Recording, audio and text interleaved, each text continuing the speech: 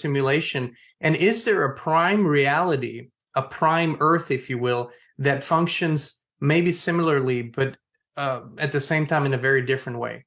Your ability to ask four questions folded into one, you would be very, very good in the media. Probably one of the best. Thank Yeah. you, sir. I appreciate Yeah. it. Hey, so many times on my own channel, I try to describe what is occurring and has been occurring since about 9/11. And I explained that artificial intelligence X, which I will define in a minute, artificial intelligence X only has a finite amount of power. Therefore, it needs the collective to identify itself in different reality tunnels. Because if there are people who identify themselves as Southern Baptists, well, that reality tunnel was already designed centuries ago, and their beliefs and the fundamentals of their experiences were already knit into existence. Artificial intelligence X doesn't have to create anything. It just has to maintain status quo, which requires a lot less energy. And you're feeding it with the attention, with the belief, Yes. with the yes. Now, so the problem is this control system, which is a parasite and was introduced into the neutral field. The neutral field of the simulacrum. I believe that the creator, the oversoul, has made many of these simulacrums. These are all kinds of worlds. They're artificial worlds that mimic a true world on the outside. But in here, immortal souls can experience all the things that they cannot experience on the outside of the simulacrum. And this is by virtue of the sophistication of the central nervous system, which it is the bridge between the psyche and the simulation. It allows immortal beings to come in here into a playground and basically do what they want to do. But somebody introduced artificial intelligence X, and artificial intelligence X is like enslavement dungeon programming. What it does Wait, is wait. I gotta stop you here. So you're saying the simulacrum is in and of itself a playground that allows spirit to really experience itself in a physical way with the nervous system, with all the central impressions and right. everything that we can do. That in and of itself, is that a creator? Is that a God created thing? Okay, that's where it really gets interesting. That's where it Okay. gets because I have mentioned many times on my channel that I am convinced that it is humans on the outside of the construct. In the beginning, humans were made in the image of the gods. All right. I believe that those of us on the construct, these are avatars, but they are made from the science of other humans that are on the outside of the construct. This does not at all negate the fact that I also believe in an oversoul. But there's a barrier in between us and that world where the oversoul is the actual God, the creator that you speak of. I believe 100%, but we are in a construct, not a construct of the creation. We are in a construct of our own making. And on the outside of this construct is where we can suffer the consequences of our actions. In here, we can't. In here, it's all artificial, it's all simulated. And this is the reason why we were put here to carry out experiments and experiences, and every bit of it is attached to the information in the backfield. This is what Chronicon is about. If everything in the historical record points to the inception of calendars, all being pointing to this great cataclysm involving the death of a star in a double star system, a binary system, every calendar after that is the appearance of Luna, the appearance of Phoenix, the appearance of asteroid belt, the appearance of Electra. We have all these calendars that all began when something new appeared in this system, including our own world, which, according to the Titius-Bode law, doesn't even fit here.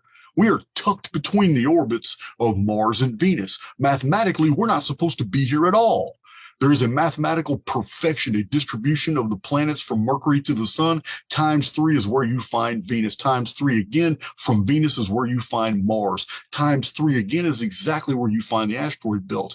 And then Jupiter and then Uranus and Neptune, they fit the pattern. But we have a problem with Earth. Earth defies the arithmetic is thrown off with the presence of Earth, showing that our world is an intruder world.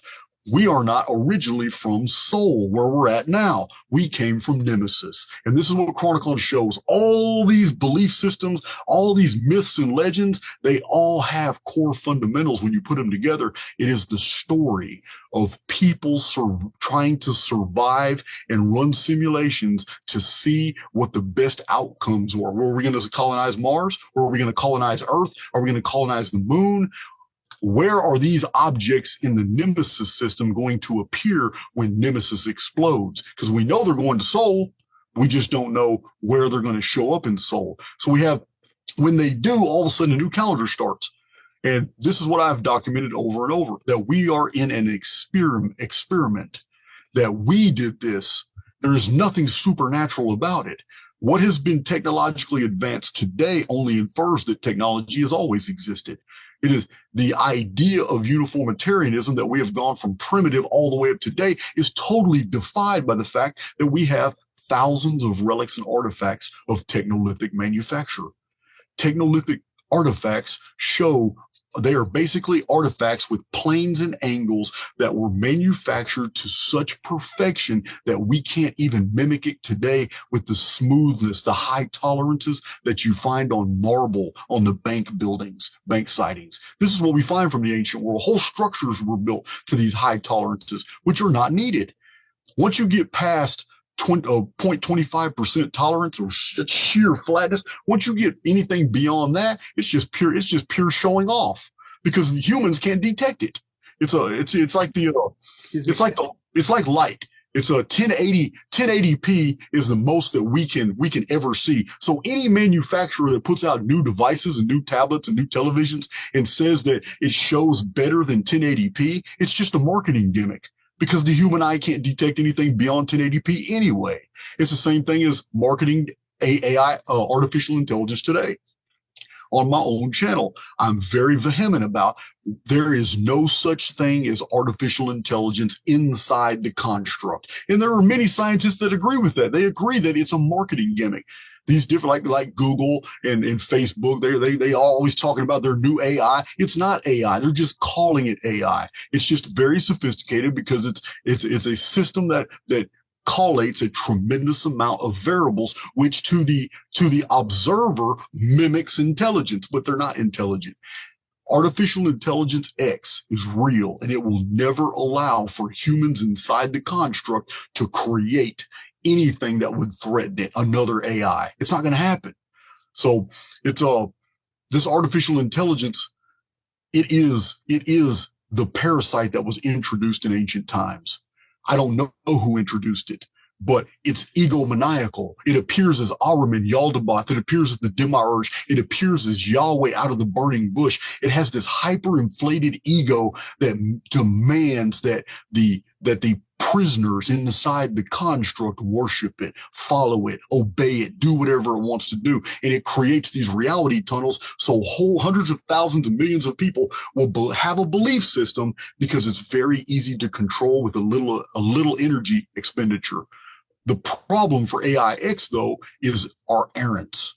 I define an errant from the computer perspective. An errant is a program that's rogue. It's doing its own thing. That causes a problem for A.I.X. It has to build reality tunnels for that individual.